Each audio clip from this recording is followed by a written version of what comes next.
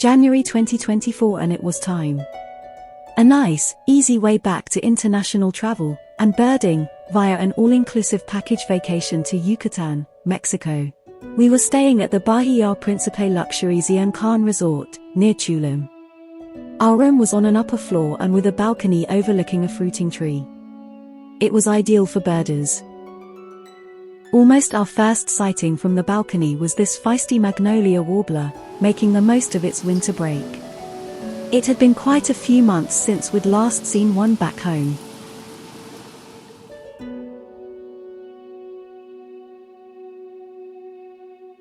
Next up was a splendidly plumaged hooded warbler. This one was moving and calling incessantly in our tree. We were to see him every evening during our vacation.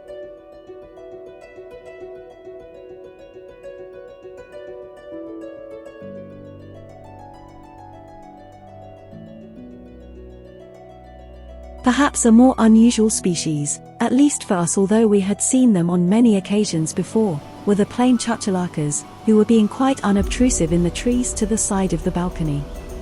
Surprisingly, these were the only ones we were to see until the last day of our holiday.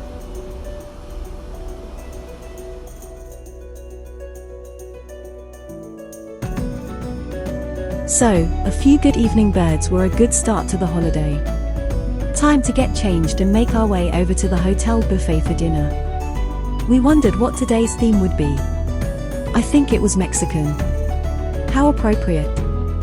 The next morning, as dawn broke, we walked down to the hotel main gate, wanting to reacquaint ourselves with the local birds. Social flycatchers were common in the grounds.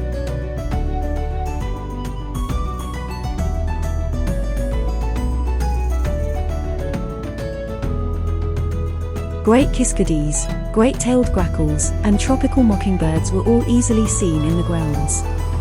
Melodious blackbirds were very vocal. It had been quite a while since we'd last seen them.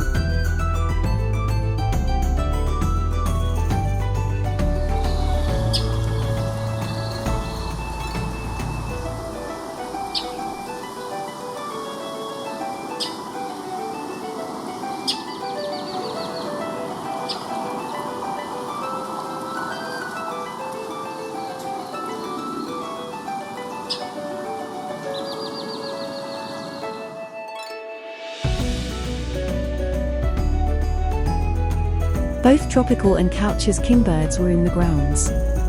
They are difficult to tell apart, thank goodness they called. After breakfast we had to make our way to Tulum town to pick up our pre-booked hire car. We went via the Collectivo shuttle bus, waved down outside the hotel gate. Mexico rented us a VW Polo, which was fine for the week. We decided to head out to Coba, to look for birds near the lake, one of the few fresh water bodies in the Yucatan. A bare tree by the lake, and across from the archaeological site, seemed to be a magnet for birds. Groove-billed annies were our first species here.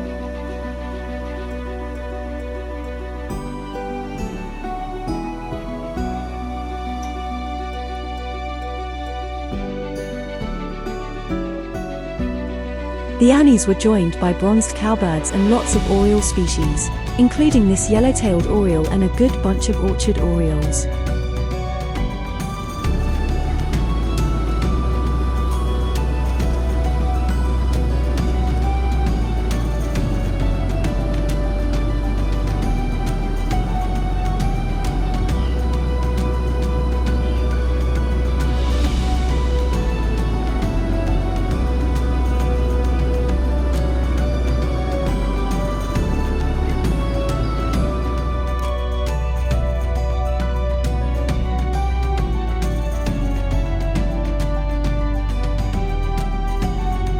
Rather a special sighting was this white-bellied emerald hummingbird.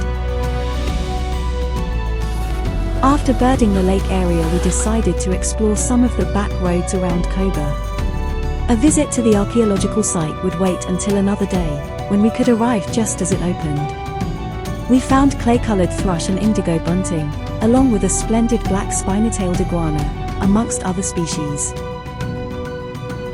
We hadn't picked up the car until midday, so by now it was late afternoon. We were over an hour's drive from our hotel, time then to turn back. Making our way back through Kobe town, we were distracted by a fruiting tree which seemed to be teeming with birds. A male summer tanager, many orioles, cinnamon-bellied saltator, northern parula, yellow-throated warbler and white-eyed vireo. A ruddy ground dove wandered about below the tree while a melodious blackbird took advantage of a handy puddle for a bathe. Tropical mockingbirds were active too, while the business of the town carried on, oblivious, all around us.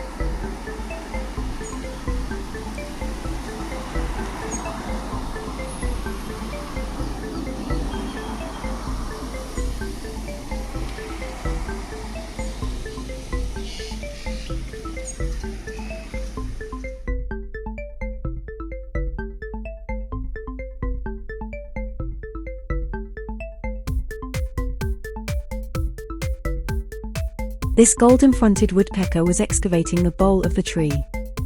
We were to see both golden-fronted and Yucatan woodpeckers daily during our stay in Mexico.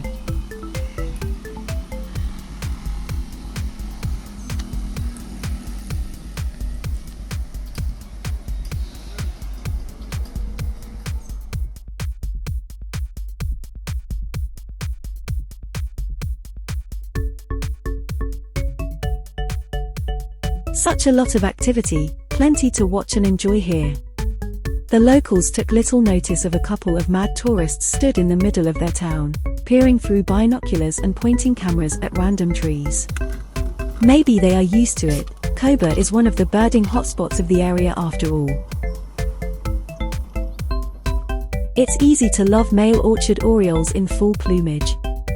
This species seemed to be particularly numerous here, with flocks of 50 plus to be found in the reeds on the lakeshore. They are not so common in Nova Scotia, so seeing such numbers was a real treat.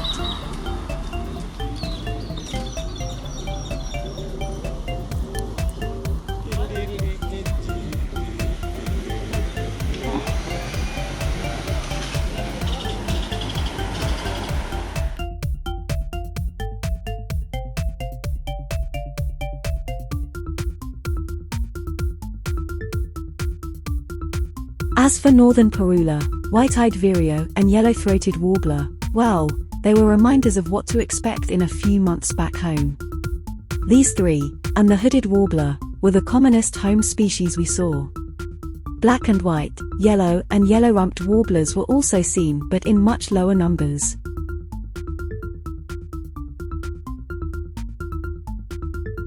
And of course the yellow-throated warblers just never stood still.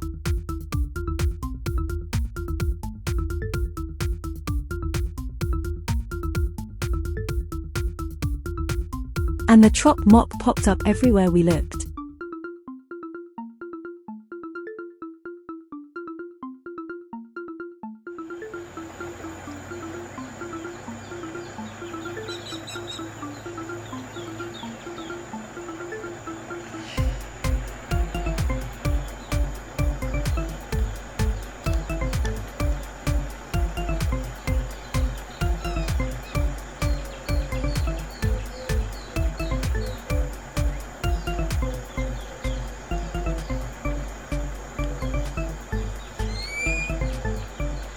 Let's talk about topes. These speed retarders are well known to everyone who drives in Mexico, and they can be pretty vicious, especially when they are not signposted. Basically, if you are in a town, expect topes. This was Macario Gomez, a town we passed through almost daily, and one we renamed Tope Town because of the sheer number and height of the topes there. The local way is to brake for the tope, crawl over it, then accelerate away at speed until you get to the next one, so not sure how much speed retarding they do. Back in Tulum, at the junction of the Coast Road and the Avenida Kobe. The lights could take some time to change, but at least there was entertainment. Highway 307 is the coastal highway running from Cancun, through Playa del Carmen and onto Tulum.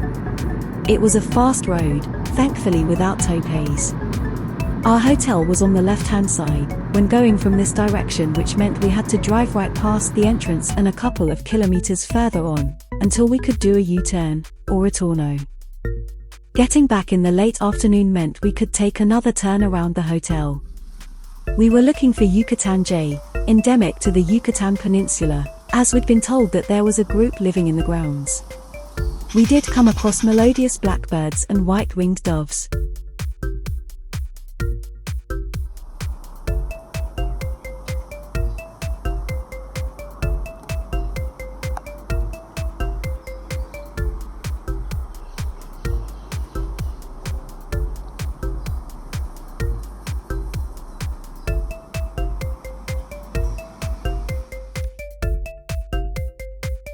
Some pretty raucous calling indicated the approach of our quarry.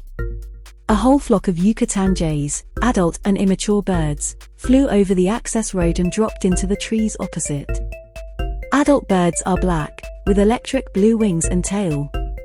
Immature birds add a bright yellow bill and eye-ring to the adult striking plumage.